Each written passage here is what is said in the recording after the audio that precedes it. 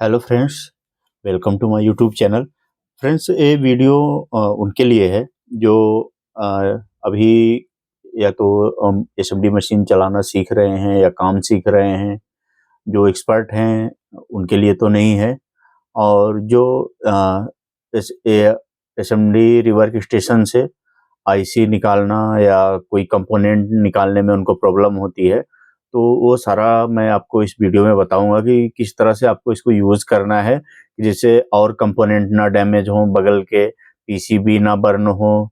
ये कई सारी चीज़ें आपको ध्यान में रखनी है। तो मैं आपको बताऊंगा कि जैसे आप लैपटॉप रिपेयर कर रहे हैं या पैनल रिपेयर कर रहे हैं, तो उसमें आईसी के आसपास बहुत सारे कंपोनेंट्स होते हैं। वो सारी चीज़ें आपकी खराब ना हो या वो वहाँ से हट ना जाएँ। जब आप एक कंपोनेंट निकालें दूसरा ना हट जाए। तो ये सारी चीज़ें मैं आपको इस वीडियो में बताऊँगा। तो जैसे ये पैनल है, इसका स्केलर बोर्ड है, अब इसमें काम करना होता है बहुत बार। बट इसमें ऐसा होता है कि एक एक कंपोनेंट निकाल रहे हैं, दूसरा निकल जाता है, आईसी निकाल लिए नहीं लगा पा रहे हैं। तो एसएमडी रिवर्क स्टेशन से कैसे प्रॉपर काम करना है, तो वो सारी चीज़ें मैं आपको बता रहा हूँ इसमें। और हमारे चैनल पर आप नए हैं, अभी तक आपने चैनल सब्सक्राइब नहीं किया तो सब्सक्राइब कर लेंगे। बहुत सारी वीडियोस रिपेयरिंग से रिलेटेड हमारे चैनल पर आपको मिल जाएंगी। और वीडियो पसंद आए तो लाइक एंड शेयर ज़रूर करें। तो चलिए आपको मैं बताता हूँ। सबसे पहले तो एसएमडी रिवर्क स्टेशन में कैसे-कैसे करना है, कितना टेम्परेचर होना चाहिए, ये चीज़ें बताऊँगा। उसके बाद फिर निकाल के आपको दिखाऊँगा कैसे निकालना है कंपोनेंट्स। तो यहाँ पर देखिए हमारा रिवर्क स्टेशन है, एसएमडी रिवर्क स्टेशन।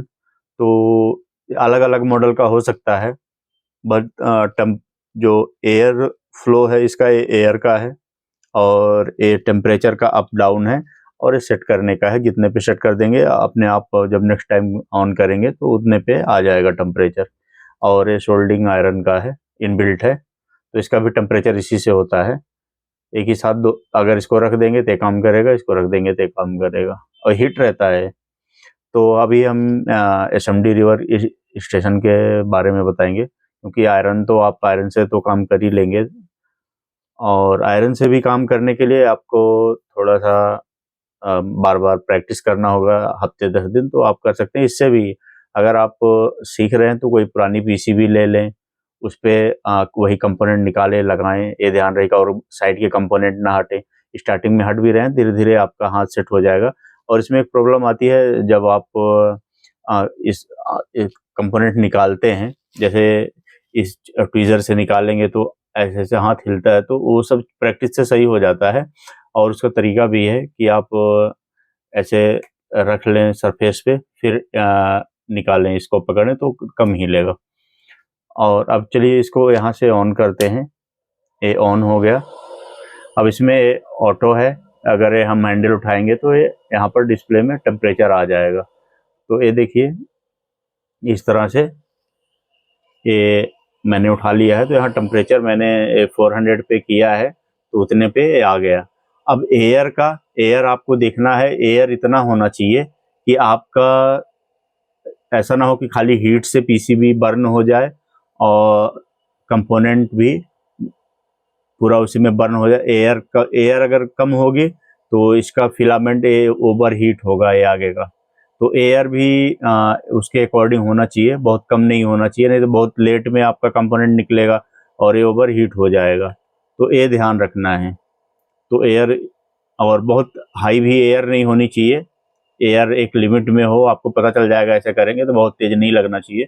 और एयर इतनी होनी चाहिए कि साइड के कंपोनेंट ना एयर से उड़ जाए, बिखर जाए, इधर उधर उड़ जाए, या तो इधर उधर कहीं आप लगा रहे हैं तो इतना तेज एयर है कि दूसरे कंपोनेंट भी गिर जाएंगे, तो आपको फिर प्रॉब्लम आ जाएगी। तो ये चीज़ें ध्यान में रखनी है।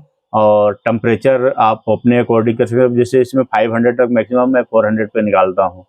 तो ये चीज़ आप कर सकते हैं। तो बहुत कम रहेगा तो बहुत टाइम लगेगा, वो आप एडजस्ट करेंगे तो आपको आइडिया लग जाएगा कि कितने पे हमें इसको कंपोनेंट निकालना है, निकल जाएगा इजीली। क्योंकि जब एक कंपोनेंट निकालेंगे, वो प्रैक्टिस करेंगे कुछ दिन तो आपको समझ आ जाएगा। एक कंपोनेंट निकालेंगे बहुत टाइम लग रहा है निकालने में, तो टेम्परेचर बढ़ा लें और बहुत ज़्यादा भी टेम्परेचर होगा तो ये पीसीबी नीचे की आपकी रेडिश हो जाएगी या बर्न हो जाएगी, और कंपोनेंट आईसी वगैरह है अगर निकाल के दोबारा दूसरे बोर्ड से स्वैप करनी है तो ख़राब हो जाएगी। तो ये चीज़ें आपको ध्यान में रखनी है इसमें। और एयर का जैसे अभी मैं 4 पर ही यूज़ कर रहा हूँ और इसमें मैक्सिमम 8 है, मतलब 50% एयर पे मैं काम कर रहा हूँ। तो ये है। तो चलिए आपको पीसीबी में बताते हैं इसमें कैसे निकालना है। तो पीसीबी में देखिए, ये आप इस पे पहले थोड़ा सा फ्लक्स लगाएंगे, लिक्विड फ्लक्स हो या जो भी फ्लक्स हो आप लगाएंगे।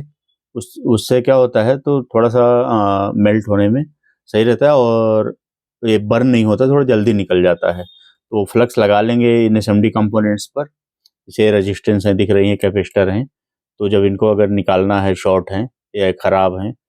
और दूसरा, ट्वीजर एकदम शार्प पकड़नी है आपको, और जैसे कि वो कंपोनेंट इजीली पकड़ में आ जाए ट्वीजर से। ट्वीजर ऐसी होनी चाहिए, नहीं तो साइड और यहाँ पे हिलना नहीं चाहिए हाथ। यही अगर जब आप मशीन चला रहे हैं और इधर मेल्ट हुआ है, अगर आपका हाथ हिल गया तो दूसरा कंपोनेंट भी निकल जाएगा या दूसरे में चिपक जाएगा, तो फिर वो आपको प्रॉब्लम होगी। तो इसीलिए हाथ हिलना नहीं चाहिए। अगर हाथ हिल रहा है तो आप ऐसे रख के फिर ऐसे निकालें। अगर नहीं हिलता है तो ऐसे निकाल सकते हैं आप ऊपर से करके, नहीं तो ऐसे रख लें सरफेस पे टेबल पर, फिर इस तरह से पकड़ें तो नहीं हिलेगा। तो ऐसे आप कंपोनेंट से निकाल सकते हैं। तो ये तो हो गया कि आपका हाथ नहीं हिलेगा अगर ऐसे आप प्रैक्टिस करेंगे। और दूसरा, जो एसएमडी रिवर्क मशीन चलानी है, जैसे एक कंपोनेंट है बिल्कुल ऐसा चलाना है आपको सीधा। अगर ऐसे करेंगे तो एयर से ये दूसरा कंपोनेंट भी, जैसे अब ये है 3 कंपोनेंट, अगर हमें ये बीच का निकालना है, ऐसे आप हिट मारेंगे तो ये भी इसी में चिपक जाएगा, ये भी निकल जाएगा। और अगर ऐसे निकालेंगे तो बिल्कुल इजीली आपका ये बीच वाला ही ट्वीजर से पकड़ के ऐसे निकाल सकते हैं। ये देखिए इस तरह से ऐसे निकालिए। और अगर लगाना है तो पहले थोड़ा सा हीट कीजिए, इसका शोल्डर मेल्ट हो जाए, उसके बाद कंपोनेंट्स को सीधा रख दीजिए। देखिए इस तरह से ये हीट हो गया। अब यहाँ पर एक कंपोनेंट रख दीजिए। और अगर ये बिल्कुल परफेक्ट नहीं बैठा है तो थोड़ा सा ऊपर से आप इसको हीट करिए और ट्वीजर से आगे पीछे कर दीजिए। वो नीचे शोल्डर लगा हुआ है वो उसी पर फिक्स हो जाएगा। ये देखिए, ये इस तरह से कंपोनेंट्स लगाने हैं। आईसी अब अगर निकालनी है तो आईसी निकालने के लिए बिल्कुल ऐसे नहीं करना है, नहीं तो अगर कंटिन्यू आप ऐसे करेंगे तो ऐसी थोड़ा सा हो सकता है ख़राब हो जाए, बर्न हो जाए। तो इसको इसमें थोड़ा सा मूव करना है इसके लेग्स पर, इस तरह से थोड़ा थोड़ा मूव करना है कि दोनों साइड के जो शोल्डर्स हैं वो थोड़ा सा मेल्ट हो जाएं, और उसके बाद सीधा ऊपर उठा लेना है। ये देखिए इस तरह से आईसी लगा निकालनी है। और लगाने के लिए इस पे फ्लक्स लगा लें थोड़ा सा। और अगर आप वो करते करते एक्सपर्ट हो गए हैं तो आपको फ्लक्स भी लगाने की जरूरत नहीं पड़ेगी, ये लग जाएगा। बाद में फ्लक्स लगा के थोड़ा सा हीट कर देंगे तो अपने आप सेट हो जाएगा। अगर कहीं शॉर्टिंग वगैरह है, लगाने के लिए पहले इसका भी ऐसे ट्रैक थोड़ा सा मेल्ट कर लें, फिर इसको सीधा रख देंगे, अपने आप ये लग जाएगा। इस तरह से देखिए ऐसे अब ये लग गया। आप इस पे थोड़ा सा फ्लक्स डाल के बस ऐसे हीट करेंगे, अपने आप सेट हो जाएगा। ये देखिए इस तरह से पता नहीं चलेगा कि ये निकाल के दोबारा लगाया गया है।